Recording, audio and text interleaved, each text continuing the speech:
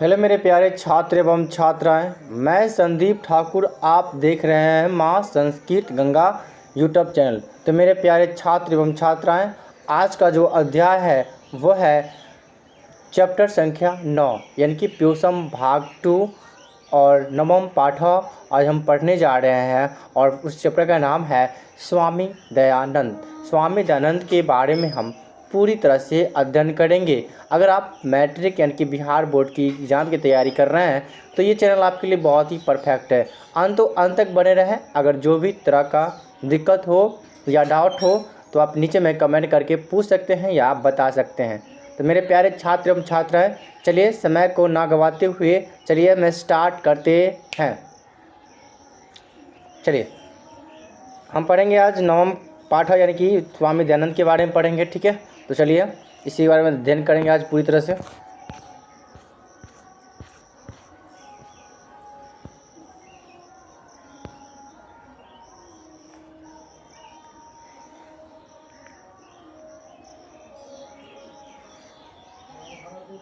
चलिए ध्यान सुनिए। आधुनिक भारतीय समाजस्य शिक्षासः महान उद्धारकः स्वामी दयानंद। कहता है कि आधुनिक के भारतीय माने होता है कि आधुनिक भारत में शिक्षायस्य माने क्या होता है कि शिक्षायश्च महान समाजस्य शिक्षायस्य शिक्षा और समाज के महान उद्धारक। तो महान उद्धारक स्वामी दयानंद।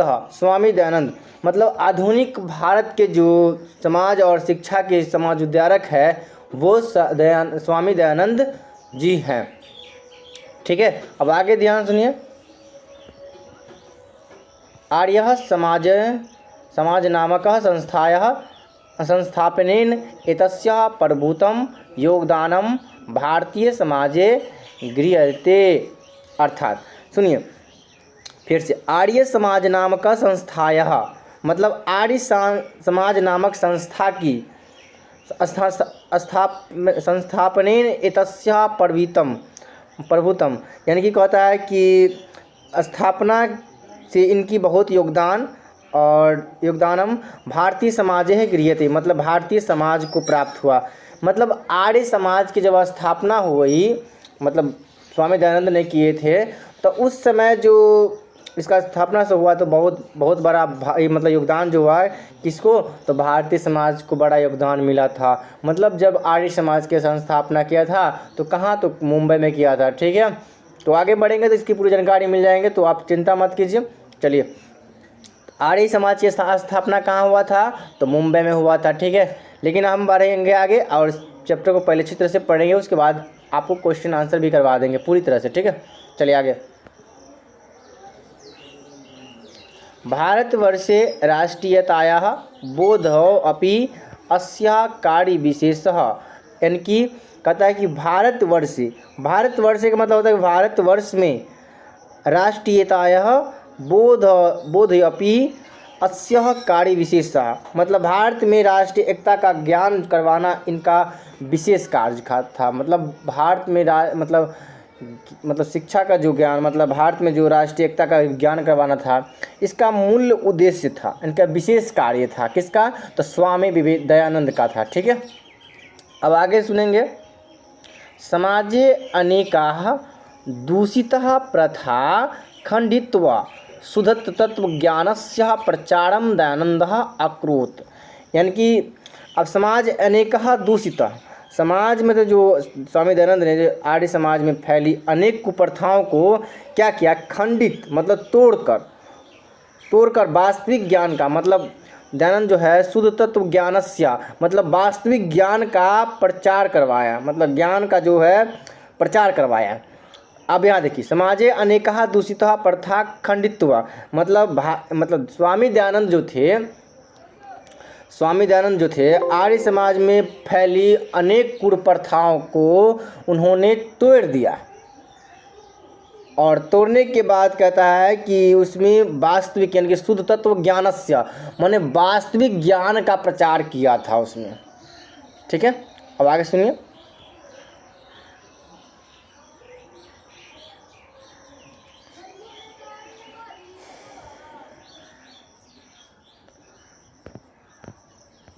अयं पाठ स्वामिनो दयानन्दस्य परिचयं तस्या समाजोद्धारणे योगदानं च निरूपयति। अर्थात कहता है कि अयम पाठ मतलब इस पाठ में, यह पाठ में स्वामिनो दयानन्दस्य मतलब स्वामी दयानंद का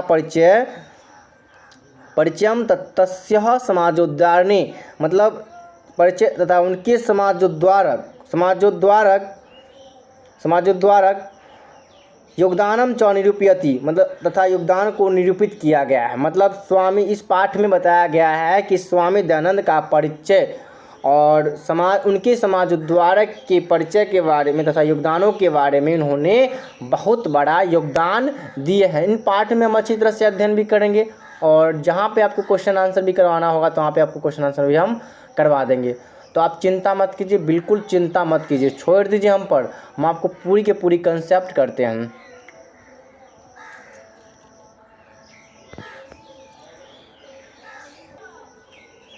चलिए हम आगे बढ़ते हैं और इसकी पूरी कंसेप्ट को जानने की कोशिश करते हैं।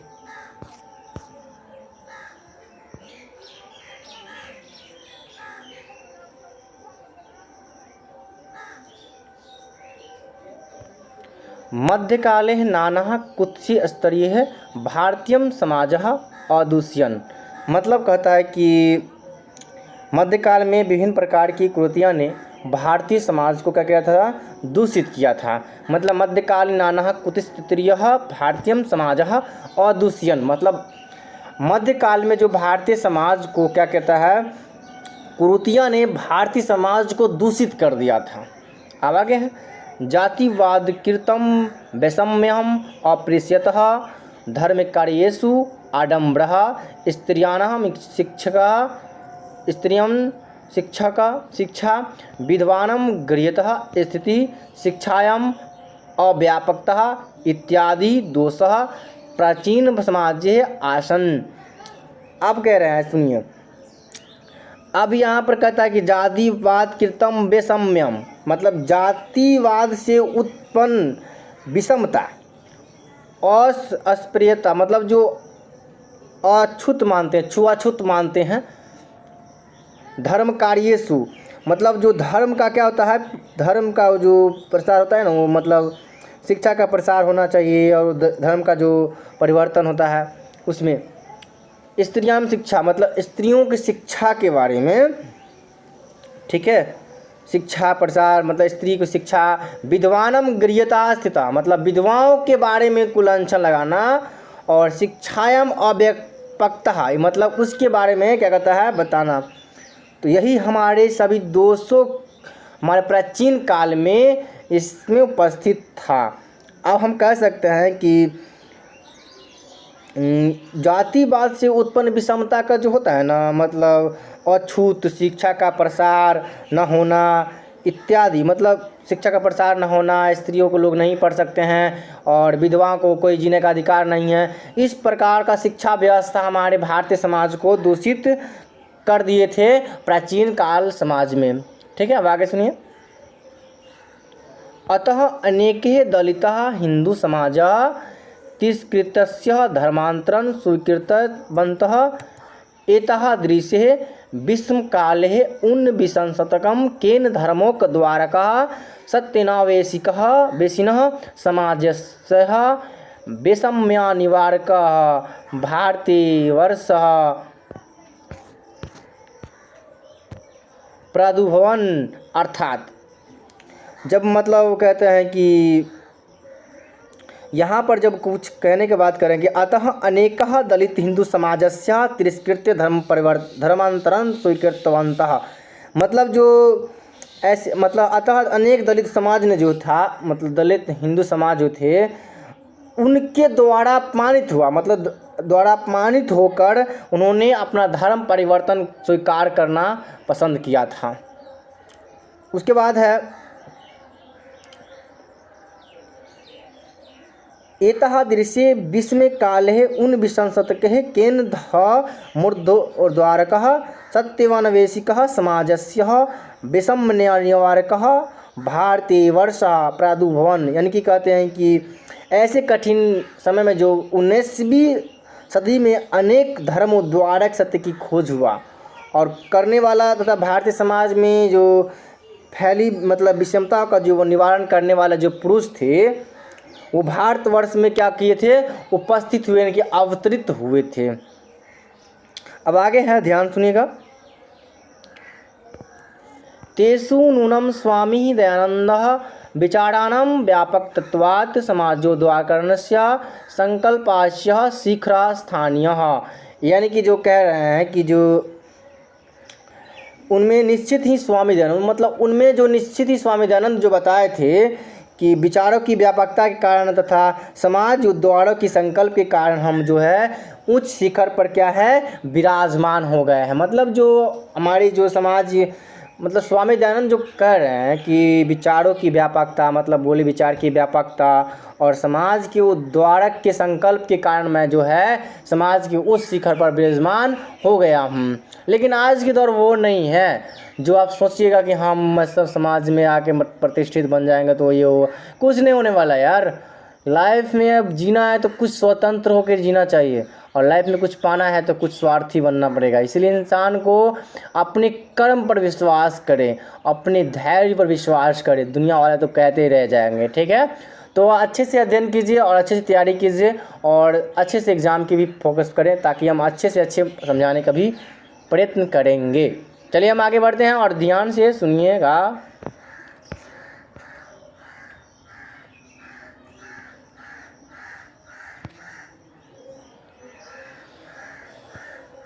स्वामिनः जन्म गुजरात प्रदेशस्य टंकार नामके ग्रामे 1824 ईस्वी वर्षे अभवत् वर्षे भूतः। यानी कि जो कहता है कि मतलब आर्य समाज का जो स्वामिनः जन्म गुजरात प्रदेशस्य, मतलब जो इसे कह रहा है कि स्वामी दयानंद का जो जन्म हुआ था, स्वामी दयानंद का जो जन्म हुआ था गुजरात के टंकारा नामक ग्राम में, मतलब टंकार नामक गांव में इसका जन्म जो हुआ था 1824 में इसका जन्म हुआ था।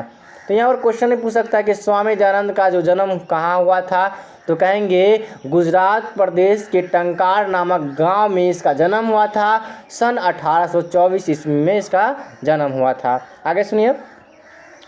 बालकस्य नाम का मूलशंकर इति कृतम, मतलब जो इसका बालक अवस्था में जो इसका नाम था स्वामी दयानंद का था वह मूलशंकर नाम था, रखा गया था, ठीक है। अब आगे। संस्कृत शिक्षायाः एवाध्ययनस्य प्रारंभो जातः, मतलब उन्होंने क्या किया कि इनकी शिक्षा का जो प्रारंभिक स्तर जो था वह संस्कृत भाषा से प्रारंभ हुआ था।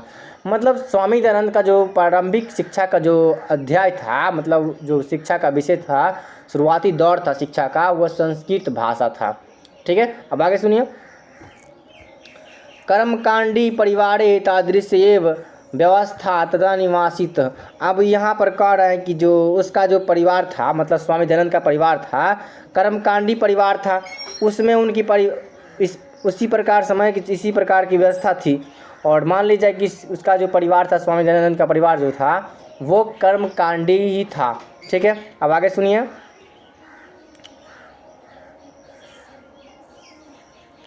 शिवोपासके परिवार मूलशंकरस्य आकृति शिवरात्रि महापर्व उद्बोधकः जातम, मतलब स्वामी दयानंद का जो परिवार था शिवोपासक परिवार, यानी कि शिव के उपासक परिवार के लिए जो मूलशंकर के लिए क्या किया गया था, महाशिवरात्रि का पर्व का उद्बोधक किया गया था। मतलब जो उसका जो स्वामी दयानंद का जो परिवार था शिव का उपासक था, यानी कि कहने को ये मिलता है कि वह शिव की बहुत ही बड़ा भक्त था।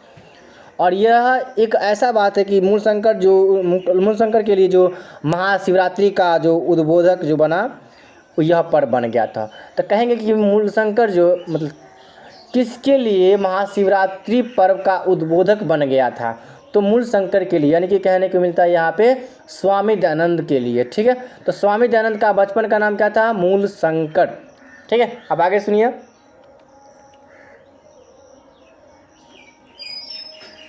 रात्रि जागरण काले मूलशंकरेण दृष्टम यत् शंकरस्य विग्रहमरूहय मुस्कः विग्रह पीतानि द्रव्यानि भक्ष्यन्ति ही। आप सुनिए, जब मान लीजिए कि रात्रि जागरण के समय हुआ, तो मूलशंकर ने देखा कि अब मतलब शंकर जी की मूर्ति पर जो प्रसाद चढ़ाए गए थे, तो उस पर चढ़ाए गए मूर्ति पर जो प्रसाद है, और उस चढ़ाए गए मूर्ति पर प्रसाद जो है, उस चूहा मूर्ति पर चढ़ गई। और चढ़ने के बाद वह क्या किया, उस पर जितना भी चढ़ाए गए थे मतलब प्रसाद, उसको चूहा जो है वो खा रहा था। ठीक है, तो कहते हैं यहाँ पे रात्रि जागरण काले मूल संग्रह निर्दिष्टम यत संग्रह्य विग्रह मरुहय मूषकः विग्रह पीड़तानि द्रव्यानि द्रक्ष्यन्ति। अर्थात रात्रि जागरण के जो समय था, मूलशंकर ने देखा कि मतलब भगवान पे चढ़ाए मतलब जो शिव शंकर पर चढ़ाए गए प्रसाद को चूहा जो है कुदुक फुदुक करके खा रहा है। अब उसके मन में से अभी यहीं से उसका मन में से प्रश्न उत्पन्न हो रहा है कि अगर भगवान होता तो कहीं ना कहीं इसकी रोक सकता था, लेकिन इन्होंने के मन में छल कपट थोड़ा स्टार्ट हो गया। चलिए देखते हैं क्या है छल कपट।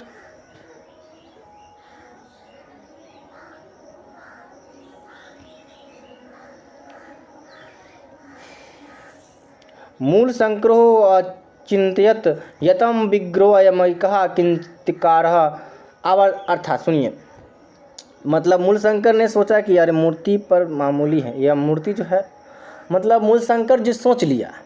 मूल शंकर ने क्या सोचा, अरे यार ये तो मूर्ति जो वास्तव में एक मूर्ति है, इसमें कोई दिव्य शक्ति है ही नहीं।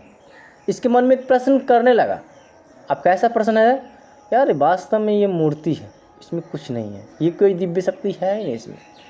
ऐसा उसके मन में एक प्रश्न आने लगा, और इसके मन में थोड़ा मोड़ा छलकपट भी आना स्टार्ट हो गया। अब आगे सुनिए। वस्तुतः देव प्रतिमाया नास्ति, मतलब वास्तव में इस मूर्ति के रूप में भगवान है ही नहीं। मतलब सोचा, मतलब मूलशंकर जो स्वामी दयानंद ने सोचा कि यार यह वास्तव में एक मामूली मूर्ति है, वास्तव में इसमें भगवान कोई दिव्य शक्ति है ही नहीं। इन्होंने इसके मन में बहुत बड़ा प्रश्न करने लगा, और यह सोच भी लिए कि नहीं, वास्तव में कोई भगवान ही नहीं है। जब भगवान होता तो इस पर चढ़ाए गए प्रसाद को ग्रहण भी करते, और इस पर जो चूहा भी चढ़ रहे हैं उन चूहों को भी हटाते। लेकिन इसमें एक मामूली मूर्ति है, इस पर कोई दिव्य शक्ति भी नहीं है। अब आगे देखते हैं। रात्रि जागरण विहाय मूल शंकर गृहम गतः। अर्थात जो इस प्रकार मूल शंकर जो है भगवान के प्रति आस्था खत्म हो गई। मतलब उसी वक्त से मतलब मूल शंकर यानी कि स्वामी दयानंद की जो भगवान के प्रति जो आस्था था वह बिल्कुल खत्म हो गया। यानी कहने को ये मिलता है कि भगवान पर से विश्वास ही उठा दिया कि वास्तव में ये इसके एक मूर्ति है और इसमें कोई दिव्य शक्ति है ही नहीं, और यह तो एक प्रति मतलब भगवान इसमें है ही नहीं साक्षात। इस पर जो भी कुछ हम चढ़ाते हैं इस पर कोई न कोई आके इस पर से ग्रहण कर लेते हैं। यह एक प्रतिमाया है, इसमें कोई दिव्य शक्ति नहीं है। और उसी वक्त से मूल शंकर जो है भगवान के प्रति से आस्था ही उठा दिए। अब आगे सुनिए।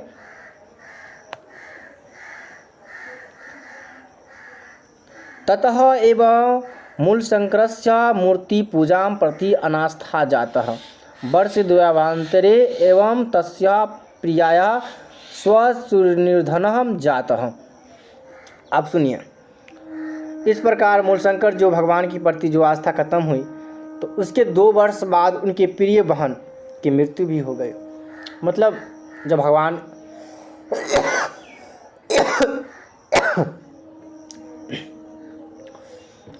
के प्रति आस्था उन्होंने ख़त्म कर दी तो उनके 2 वर्ष के बाद उनके प्रिय बहन की मृत्यु भी हो गई।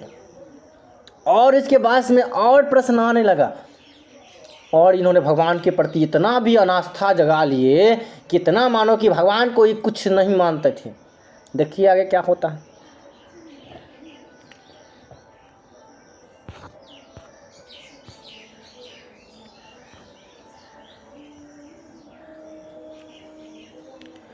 वर्षा द्वाभ्यंतरो एवं तस्य प्रिया सो निर्वधम जातः।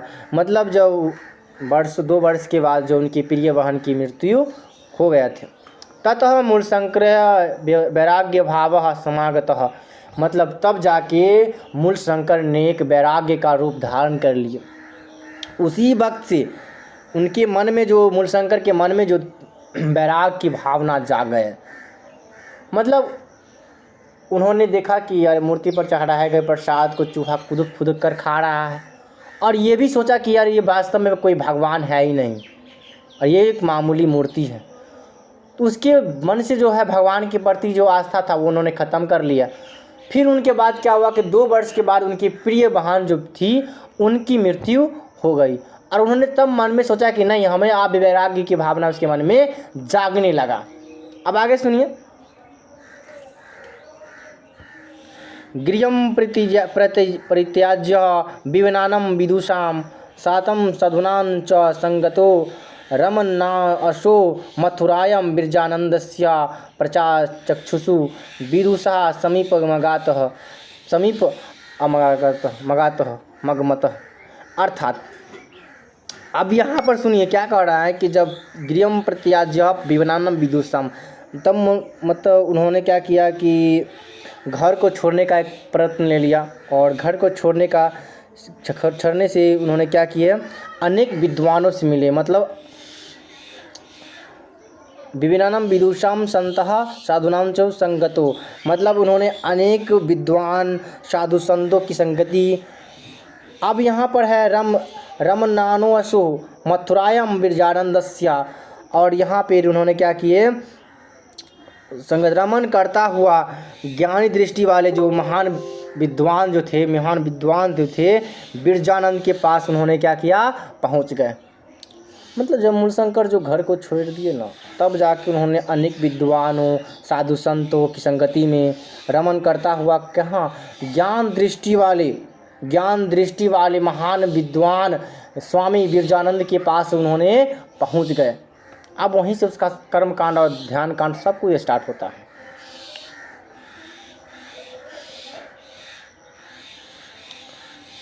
तस्मात् आर्ट्स ग्रंथ नामक अध्ययनम प्रवृत्तः। मतलब जो उन्होंने मतलब घर को जब त्याग दिए तो उन्होंने क्या किया, एक प्रवचन सभी मतलब अनेक विद्वानों साधु संतों और जो आत्मज्ञानों के बारे में जानने वाले स्वामी विद्वान जो उद्धारक थे स्वामी दयानंद के पास पहुंच गए। और वह कहाँ पड़ता है, तो वह मथुरा में पड़ता है। उनके पास जब पहुँचे तो उसने उसी समय से जो पहुँचने के बाद क्या किए थे, उन्होंने वहाँ जाके आर्य ग्रंथ का अध्ययन करना प्रारंभ कर दिया। मतलब आर्य नामक ग्रंथ का जो अध्ययन करना वहीं से स्टार्ट किया था। मतलब आर्य नामक ग्रंथ की स्थापना कहाँ से शुरू किया गया था, तो मथुरा से किया गया था। और किसके पास से किया गया था, उसके गुरु कौन थे, तो वही थे स्वामी विरजानंद थे। ठीक है, अब आगे है, ध्यान सुनिएगा।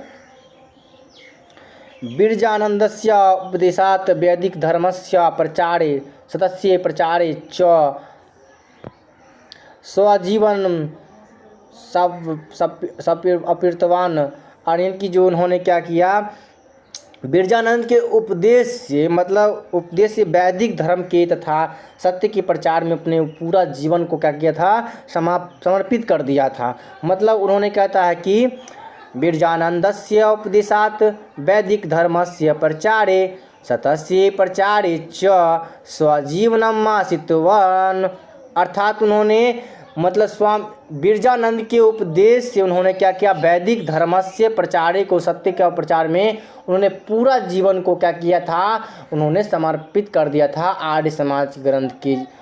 ठीक है, अब आगे सुनिए क्या कह रहे हैं, सुनिए। यत्र तत् धर्मांडमरानम खंडनमपि चकारः। यानी कि उन्होंने क्या किया, अनेक खंडित द्वारा जो परास्त होकर उन्होंने क्या किया था, वहाँ के मतलब यहाँ वहाँ के, यानी क्या करा कि यत्र तत् यहाँ वहाँ के धर्मांडरानम यानी कि धर्म के अंडाम्बरों का खंडनमपि स्वचकारः, इनकी उन्होंने खंडन भी कर दिया। मतलब जो यहाँ वहाँ के जो धर्म के अंडामरों जो था उनको खंडित भी कर दिए थे। कौन? तो स्वामी दयानंद ने किए थे। अब आगे है, अनेके पंडितः तेन पराजितः तस्या मतः च दीक्षितः। उन्होंने अनेक पंडित द्वारा परास्त होकर उनके मत में क्या किया था? दीक्षित हो गया। मतलब उन्होंने क्या किया था? अनेक पंडित तेन पराजितः तस्या मते च दीक्षितः, इनके अनेक पंडित के मतों को परास्त किया और उन्होंने इनके मन में एक दीक्षित प्रकट हो गया। अब आगे सुनिएगा, बहुत ही अच्छा टॉपिक है।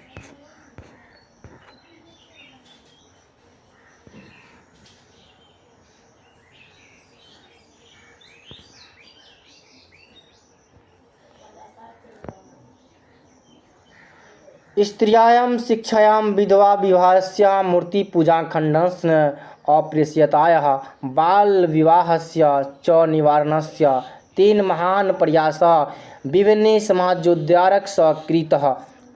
अतः इन्होंने कहा नारी शिक्षा, विधवा विवाह, मूर्ति पूजा खंडनम, अछूत तथा विवाह बाल विवाह को समाप्त के लिए उन्होंने विभिन्न समाजोद्धारक के साथ मिलकर उन्होंने बहुत बड़ा प्रयास भी किए।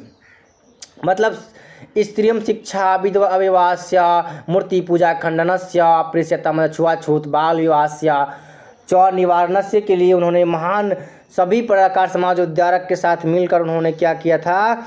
उन्होंने बहुत बड़ा प्रयास किया था उन चीज़ों को हटाने के लिए, ठीक है, समाप्त करने के लिए।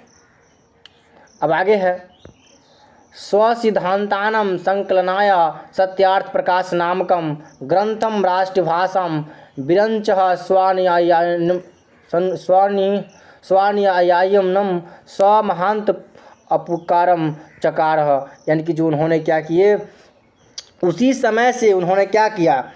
अपने सिद्धांतों को संकलन के लिए उन्होंने क्या किया? राष्ट्रभाषा में सत्यार्थ नामक ग्रंथ की रचना भी कर दिया था। और यह ग्रंथ जो रचना किया था वो अनुयायियों पर महान उपकार किया और वेदों के प्रति सभी धर्मों को अन्वय का ध्यान आकर्षित करने के लिए इन्होंने स्वयं वेदों को टीकाकरण की रचना संस्कृत भाषा में किया था। मतलब उन्होंने वेदों को अध्ययन करने के लिए संस्कृत भाषा में अध्ययन रचना कर दिए। तो यहाँ पर हम पढ़ सकते हैं, यहाँ से जान सकते हैं कि स्वसिद्धांतानां संकलाय सत्य प्रकाश नामकं ग्रंथम राष्ट्रभाष्यम विरंच स्वान्यायम महांतोपकारम चकारः। यानी कि जो कहते हैं कि उन्होंने सिद्धांतों को क्या किया? अपने सिद्धांतों को संकलन के लिए इन्होंने राष्ट्रभाषा में सत्य प्रकाश नामक ग्रंथ को लिखकर और अपने अनुयायियों को जो उपकार किया, अनुयायियों के महान उपकार किया था। और वेदों के जो प्रति सभी धर्मों को अन्वय का भी ध्यान अपनी और आकर्षित करने के लिए उन्होंने स्वयं वेदों को टीकाओं की रचना संस्कृत भाषाओं में कर दी है। अब आगे सुनेंगे, ध्यान सुनेंगे, कहते हैं किंचिवादिनां प्रति सवेशम धर्मानुयायम ध्यान कर्ष्यम स्वयं वेदाभाषिनम संस्कृत हिंदी भाषायम। मतलब उन्होंने सभी को अपनी ओर आकर्षित करने के लिए, धर्मों को आकर्षित करने के लिए, ध्यान को आकर्षित करने के लिए स्वयं वेदों को टीकाओं के लिए हिंदी संस्कृत भाषाओं में क्या किया था? पूरी की पूरी रच डाल, मतलब लिख दिया। अब आगे है, प्राचीन शिक्षायां दोषानम दर्शयत्यवः नवीनहम शिक्षाम पद्धतिमास दर्शयत। उन्होंने क्या किया? प्राचीन काल में जो प्राचीन शिक्षा पद्धति में जो दोष दिखाकर नवीन शिक्षा पद्धति को उन्होंने दिखलाया। मतलब प्राचीन शिक्षा पद्धति में जो उन्होंने क्या किया, मतलब दोष को दिखाकर शिक्षा पद्धति को उन्होंने क्या किया था? अपना लिया और दिखाया कि हमें शिक्षा की प्रस्त होना चाहिए और इसी से हमें लोग आगे बढ़ सकते हैं, हमारी इन सब चीज़ को हटा सकते हैं, हमारी कुप्रथाओं को समाप्त कर सकते हैं, अनेक विधवा स्त्रियों नारी शिक्षा का प्रावधान भी किया जाएगा। उसी वक्त से उन्होंने आर्य समाज पर इतना जोर डाल दिए कि आज उसका परिणाम जो हमारे संस्कृत सभ्यता पे परिवर्तन है। संस्कृति सभ्यता तब तक बनी रहेगी जब तक हम लोग इनकी हर वो दृष्टि को आगे बढ़ाएंगे। इसलिए संस्कृत और दृष्टि को हमें आगे बढ़ाना चाहिए, हमें संस्कृति और सभ्यता को नहीं भूलनी चाहिए। यही हमारा कर्तव्यनिष्ठ है और यह कर्तव्य है। आगे सुनिए, स्वयं सिद्धांतानां क्रियान्वयनम् 1875 ईस्वी वर्षे मुंबई नगरे आर्य समाजन संस्थायाः संस्थापना कृत्वा अन्वयं कृते मूर्तिरूपेण समाजस्य संशोधन उद्देश्यं प्रकटितवान्।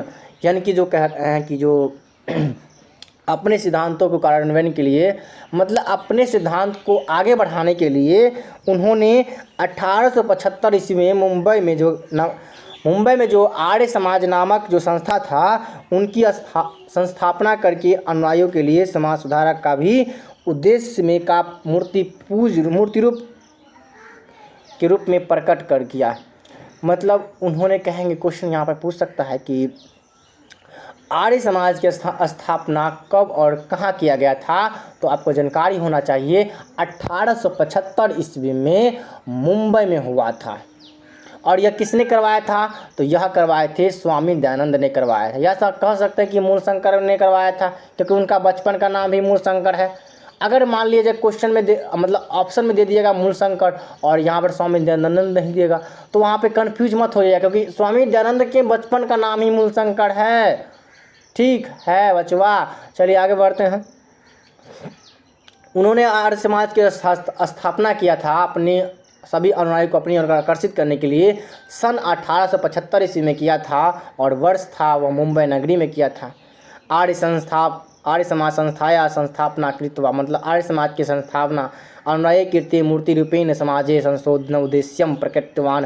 यानी कि उन्होंने अनुयायी की कीर्ति जो अपनी और मूर्ति रूप में क्या किया था, प्रकट किया था। ठीक है, अब आगे सुनिएगा।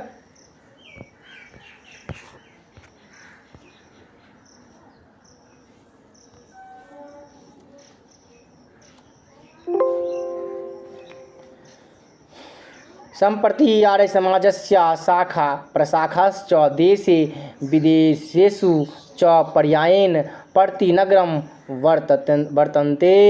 अर्थात उन्होंने इस समय जो आर्य समाज का जो उपशाखा जो था देश विदेश के सभी मुख्य नगर में भी था। मतलब आर्य समाज, मतलब उस समय जो था, मतलब आर्य समाज की जो शाखा था ना, देश विदेश उस शाखा उपशाखा सभी जगह क्या किया था, मुख्य नगरों में भी था। अब आगे सुनिए।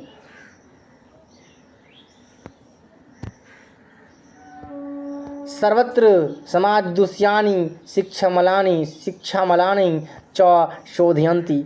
सभी जगह समाज की दोषों तथा शिक्षा का दोष का शोधन हो रहा था। मतलब सभी जगह जो था आर्य समाज, सभी जगह जो समाज के दोषों तथा शिक्षा का जो दोष का भी सुधार होने लगा रहा था, सुधार हो रहा था। ठीक है, अब आगे। शिक्षा पद्धत्यो गुरुकुल्यानम DAV दयानंद एंग्लो वैदिक विद्यालयं च समूह स्वामिनोः दयानन्दस्य मृत्यो 1883 ईस्वी अनन्तरं प्रावध्य तदनुयाभी। यानी कि जो कहता है कि मतलब उन्होंने स्वामी दयानंद जो शिक्षा का जो प्रावधान किया था, उन्होंने क्या किया था, किस नाम से किया था, DAV। मतलब जो DAV का फुल फॉर्म क्या होता है, दयानंद एंग्लो वैदिक। यानी कि कह सकते हैं कि गुरुकुल शिक्षा पद्धति। दयानंद ने किस गुरुकुल की स्थापना किया था, तो DAV यानी कि दयानंद एंग्लो वैदिक नाम से गुरुकुल की संस्थापना किया। और उनमें ही उन्होंने क्या किया था, विद्यालय के समूह को स्वामी दयानंद की उसी समय मतलब उद्घाटन किया था। उसके बाद उसकी मृत्यु भी होने लगा। 1883 ईस्वी के बाद अनुयायी द्वारा प्रारंभ किया गया था। मतलब उन्होंने 1883 ईस्वी के बाद उन्होंने अनुयायी द्वारा क्या किया था, उसको प्रारंभ किया था, मतलब स्टार्ट किया था, शुरू किया था। मतलब मृत्यु के समय में उनकी मतलब पहले इस कार्यक्रम हो गया 1883 में, और उनके बाद उनकी निधन भी हो गया था। ठीक है, तो यहाँ पर कह सकते हैं कि गुरुकुल शिक्षा पद्धति, मतलब गुरुकुल शिक्षा पद्धति के अनुसार जो है DAV नामक यानी दयानंद एंग्लो वैदिक विद्यालय के जो समूह का जो स्वामी दयानंद जो था, उनकी मृत्यु कब हुआ था, 1883 में। और उनके बाद उनके अनुयायी द्वारा जो DAV नामक जो गुरुकुल था, उनका प्रारंभ स्टार्ट हो गया था। उनकी मृत्यु के समय में ही स्टार्ट हुआ था। मृत्यु के बाद मतलब मतलब उद्घाटन हुआ, उनके बाद शायद मृत्यु भी हो गया था। ठीक है, अब आगे है, वर्तमान शिक्षा पद्धतियों समाजस्य परिवर्तने च दैनन्दस्य आर्य समाजस्य च योगदानम सदा स्मरणीयम अस्ति। मतलब जो कहते हैं कि आर्य समाज में वर्तमान में जो समाज में चल रहा है, वर्तमान में समाज में वर्तमान जो शिक्षा पद्धति का जो परिवर्तन है, स्वामी दयानंद और आर्य समाज का योगदान सदा ही स्मरणीय के लिए योग्य होता है। मतलब आधुनिक दौर में जो अभी जो चल रहा है, वर्तमान में चल रहा है, आर्य समाज और स्वामी दयानंद के बारे में ही जिक्र करेंगे। जब भी हमारी संस्कृति और सभ्यता की जब भी बात आएंगे तो स्वामी दयानंद के बारे में अवश्य चर्चा करेंगे, क्योंकि इन्होंने शिक्षा पद्धति की शुरुआत तभी किए थे जब हमारी संस्कृति और सभ्यता पीछे की ओर जा रहा था। उन्होंने स्वीकार किया और उन्होंने धर्म परिवर्तन करके उन्होंने पूरी इतिहास को ही चेंज कर दिया। उन्होंने आर्य समाज की संस्थापना किया और उन्होंने पूरी अपनी उद्देश्य के मत में उन्होंने गुरुकुल नामक संस्थापना का गुरुकुल नामक एक संस्था का भी स्थापना किया था। और उन्होंने आर्य समाज का जो सन 1875 ईस्वी में इसका स्थापना हुआ था और मुंबई नगर में हुआ था। उसके बाद उन्होंने बहुत सारे कांड किए था। उसके बाद जो गुरुकुल की स्थापना हुआ था उसके साथ मृत्यु भी हो गया था। तब जाके आज हम भारतीय समाज में जब हम कभी भी सर उठा के जिएंगे तो इसके बारे में शिक्षा पद्धति के परिवर्तन में जब भी हम बात करेंगे तो समाज उद्धार स्वामी दयानंद के बारे में ही जिक्र करेंगे, क्योंकि उन्होंने आर्य समाज का सबसे बड़ा योगदान के पात्र भी और प्रमुख योगदान भी हैं। इसी प्रकार से यह अध्याय में बहुत ही रोचकमंद है और बहुत ही इंटरेस्टिंग है। तो आप लोगों को ये वीडियो कैसी लगी आप नीचे में कमेंट करके बताएं, और इस चैनल पे अगर नए होंगे तो चैनल को सब्सक्राइब कर लीजिए और बेल आइकन का जो घंटी होगा उसको आप प्रेस ऑन कर लीजिएगा, ताकि जो भी वीडियो अपलोड करेंगे वो आपके पास जल्द से जल्द पहुंच पाए। तो आशा करते हैं मेरे प्यारे छात्र एवं छात्राएं इतना छोटा सा आप काम कर लीजिएगा। तो मेरे प्यारे छात्र एवं छात्राएं मिलते हैं नेक्स्ट वीडियो में, तब तक के लिए जय हिंद और बाय बाय, लव यू, जय हिंद।